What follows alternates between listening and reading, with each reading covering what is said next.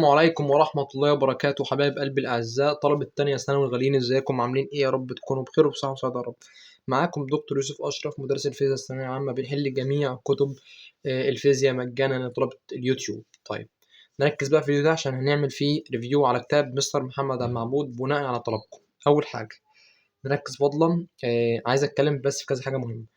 ان شاء الله باذن رب الكريم، لو لقينا ان شاء الله ناس كتيره ان شاء الله بتشترك في القناه وفي اقبال في القناه ان شاء الله باذن الله، هحل لك كتب الحل كلها على اليوتيوب، وهنزل لك منهج تانية ثانوي كامل مجانا على اليوتيوب، بس نلاقي بس شويه تفاعل منكم.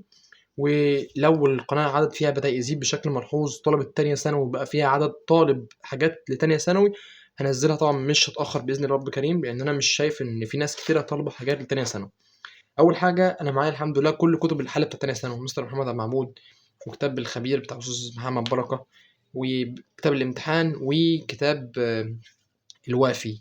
الاربع كتب دول تانية ثانوي انا هما طبعا معايا طبعا، وان شاء الله هنحل اغلبهم ان شاء الله. لو في ناس ان شاء الله طلبة حاجة زي كده بإذن رب كريم، وخلونا نشوف آرائكم طبعا في الكومنتات طبعا. لو الناس عايزة حل الحاجات ديت هنسمع رأيكم طبعا، والكتاب اللي أغلبكم هيتفق عليه هنحله إن شاء الله بإذن رب كريم. تمام. ما تنساش يا صديقي تشترك في القناة وتفعل زر الجرس عشان يوصلك أكبر عدد من الفيديوهات، ولا تنسى الدال على الخير كفاعله، وحاول تشير القناة لأكبر عدد من زمايلك عشان الكل يستفاد. دي أول حاجة. تاني حاجة هسيب لكم لينك للتشانل بتاع الواتساب، عشان هننزل عليها بنوك الأسئلة والحاجات المهمة اللي تخص تانية أو تالتة، ففضلا تدخلوا تشتركوا فيها عشان تشوفوا الحاجات المهمة اللي هتنزل، وأي تفاصيل هنعلن عنها في القنوات ديت إن شاء الله، أو الجروبات بتاع الواتساب. تمام. دي حاجة. تالت حاجة، لو انت طالب تالتة بتسمع مثلا هنا، حابب اقول لك ان الورش اللي موجودة على المنصة تقدر تشترك فيها دلوقتي، موجودة عرض على اول 3 فصول، هيلم لك الفيزياء الكهربية كلها. فهسيب لك طبعا اللينك بتاع المنصة في اول تعليق، وهسيب لك الرقم بتاعي لو عايز تشترك في اي حاجة من الفيديوهات ديت بإذن رب كريم، عشان تلم المتراكم يا صديقي العزيز. فتعالى بقى نسمي لك كده بدون يعني مقدمات كتير، ونبدأ في الريفيو. أول حاجة، الكتاب عبارة عن جزئين، جزء حل وجزء شرح. هنبدأ بالجزء الشرح طبعا. أنا بصراحة شفته، يعني أنا اشتريته وشفته بصراحة. تمام. تعال نكبر كده اهوت. بسم الله الرحمن الرحيم. بص يا عم، ده الجزء ده كتاب الشرح. طبعا الفهرس ده بيقول لك احنا عندنا ايه، كام وحدة. تمام. عندنا 5 وحدات، فتعال نتكلم فيهم. بسم الله. اول حاجه بصراحه الكتاب يعني فيه حاجات كويسه بصراحه، انا شفته وانا باكد لك تاني اهو، حتى هو بدأ بالشغل، يعني بيديك امثله فكاهيه بصراحه. كتاب يفتح نفسك على المذاكره بصراحه. تمام. فهو مديك كذا مثال على الشغل، ومديلك حاجات مفصله، وخلي بالك الجوده بتاع الطباعه كويسه جدا، والالوان واضحه. فدايما الكتاب ده انا بصراحه برجحه في الشغل كشرح، دايما بصراحه كويس بصراحه. تمام. يعني اول حاجه سعر الكتاب 150 جنيه، هو قيمه مقابل سعر، وهو فعلا يستاهل 150 جنيه. وعلى فكره لو كان في اكتر كان عادي، كان هيبقى كويس برضو على فكره، بس يعني مراعاه لاولياء الامور، فبالتالي الكتاب سعره كويس بصراحه. تمام. وخلي بالك الكتاب مديلك الجزء اللي عليك، وجزء يعني اضافي على اللي عليك عشان تفهم احنا قصدنا ايه بصراحه. فبالتالي الكتاب حاجه كويسه قوي، وحتى مديلك حاجات بيفكرك بيها من تانية ثانوي والترم الاولاني، فدي يعني بصراحة حبيتها في الكتاب. تمام. يعني هو كده خلص الشرح، اداك بقى كذا مثال بكذا فكرة مختلفين على الحاجات اللي اتشرحت. تمام. فدي بصراحة حاجة أنا بحبها، ودي أمثلة هو حللها لك هنا في جزء الشرح. تمام.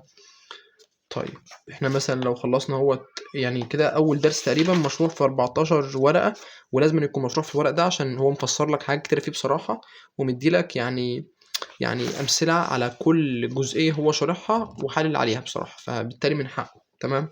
دخلنا على الطاقة نفس الكلام. والله انت اصلا يا صديقي يعني تمسك ده اصلا نفسك تتفتح اصلا على المذاكرة اصلا حرفيا. دخلنا على الطاقة، علاقات بيانية، والقوانين بتاعتك، وامثلة وافكار، والنسب والافكار. يعني هو مقسم الدرس لافكار، مثلا 7 او 8 افكار، والافكار دي لما يشرحها بيديك عليها في الاخر اللهم صل على النبي اسئلة. تمام. فدي حاجة كويسة ليك انت كطالب تساعدك على المذاكرة. تمام. ودخلنا على الجزء بتاع طاقة الوضع وطاقة الحركة همت. نفس الكلام شارح ومديك افكار اللي هتجيلك على المسائل ومديك امثله عليها. تمام كده خلص. اللهم صل على النبي. ودي الطاقه الميكانيكيه ومجموعه تقطيع وضع وحركه وجابها لك هنا. فبالتالي ان كده خلص الفصل الاول.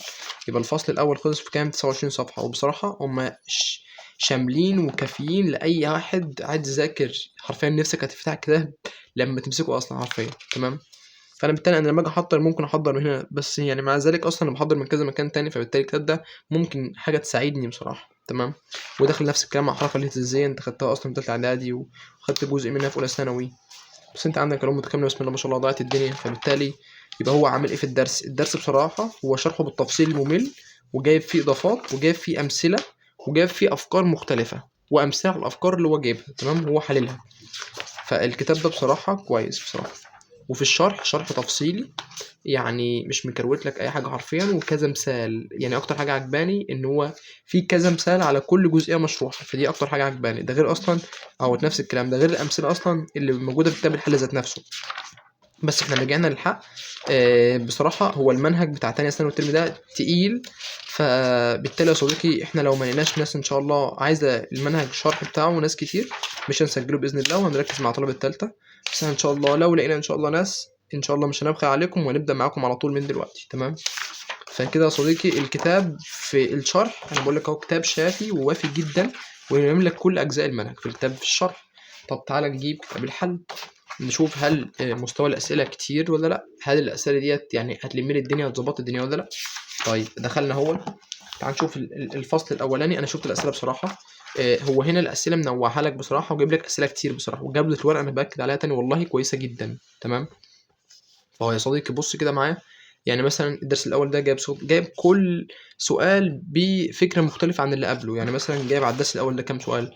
جايب على الدرس الأول اللي هو الدرس بتاع الشغل جايب عليه اللهم صل على النبي. اهو لو حتى بصيت على الاسئله حتى هو بص الاسئله يا صديقي افكار مختلفه ولا فكره هتلاقيها متكرره برسومات بيانيه، عشان في امتحان الفيزياء بيبقى اغلب رسومات بيانيه اصلا. فهو مهتم بحاجتين النظري والرسومات البيانيه. تمام. هو هنا جايب فيه كده تقريبا حوالي اللهم صل على النبي جايب فيه حوالي 34 سؤال. تمام. ده بالنسبه للام سي كيو. طيب ولو في مقالي اهو جايب لك مقالي حوالي 6 اسئله على الدرس الاولاني. فبالتالي مستوى الاسئله على الدرس الاولاني فهو بصراحه كويس، والاسئله متوسطه وسهله وفي صعب شويتين. وفي مقالي اهو عشان تعرف تحل وتدرب نفسك. دخل على الفصل التاني نفس الكلام او الدرس التاني نفس الكلام. اهو جايب لك اسئله اهو ورسومات بيانيه وجايب لك نظري. فبالتالي جاب على الدرس التاني اللي هو طاقة الوضع والحركة جاب عليه كام سؤال؟ جاب عليه 22 سؤال وجاب عليه 4 أسئلة مقالي.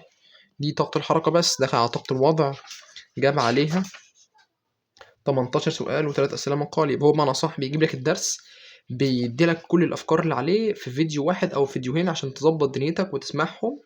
ولما تخلص معانا الفيديوهات ديت كده خلاص تقريبا الفصل اصلا مش محتاج انك تجيب افكار تانية من كتب تانية. فكده انت لو فاهم الفكرة تحل من اي كتاب. فبصراحة دي حاجة عجبتني فيه بصراحة. دخلنا على الدرس الثالث اللي هو قانون بقاء الطاقة الميكانيكية. نفس الكلام عدد اسئلة كويس بصراحة. تمام. ونفس الكلام لو دخلنا على الفصل التاني وفصل الموجات والضوء والكلام ده مهم برضو. وعشان هو مهم جايب لك عليه اسئلة كتيرة بصراحة. فبالتالي دي حاجة أنا بصراحة حبيتها جدا في الكتاب بصراحة. إن الأسئلة المهمة جايب لك عليها الدروس المهمة جايب لك عليها أسئلة كتير بصراحة. تمام. فبالتالي يا صديقي وحتى منوعها لك وحتى الأرقام واضحة مفيش أرقام باهتة والصور واضحة. حاجة كده طب الطب بصراحة. أنا شفته وبأكد تاني إن أنا شفته. ومستوى الأسئلة فيه سهل وفيه صعب. فبالتالي لو جينا عند آخر جزء في السؤال او اخر جزء في الكتاب هو حلل لك هنا يا صديقي الدرس كله بس مش مفسر لك الحل بتاعه، لكن المقال هو مفسر لك بالتفصيل. تمام. ده نفس الكلام مش عند الدرس الاول بس، لا لحد الدرس الاخير حلل لك الدرس كله بس المقالي بس ولا مفسره. تمام. بس يا صديقي كده احنا عملنا ريفيو على كتاب مستر محمد عبد المعبود. شوفوا انتوا عايزين نعمل ريفيو على كتاب ايه تاني واحنا نعمله النهارده. وانا باكد تاني الكتاب سعره ب150 جنيه طبعا. متوفر في كل المنافذ او ممكن تشتريه من على المنصه. اول حاجه المنهج تقيل فحاول تنجز حالك وتذاكر بدري بدري. وانا ان شاء الله باذن رب كريم لو لقيت فيه اقبال على الفيديو ده ان شاء الله وفي اشتراكات كتير باذن رب كريم والقناه بتكبر هنزل لكم الدرس الثاني النهارده. احنا نزلنا الدرس الاول الا هو الشغل وهنلاقيه موجود في بلاي ليست تانية ثانوي. هنزل لكم الدرس الثاني النهارده الا هو طاقه الوضع وطاقه الحركه. وهنحل عليها من الكتب اللي انتوا هتحددوها او هتذكروها في الكومنتات. تمام. ما تنساش يا صديقي، ما تنساش تشير الفيديو لأكبر عدد من زمايلك عشان الكل يستفاد. بس يا عم، أتمنى أن أكون خفيف على قلوبكم، ونستودعكم الله الذي لا تضيع ودائعه، ودمتم في خير وصحة وسعادة وأقرب من إلى الله.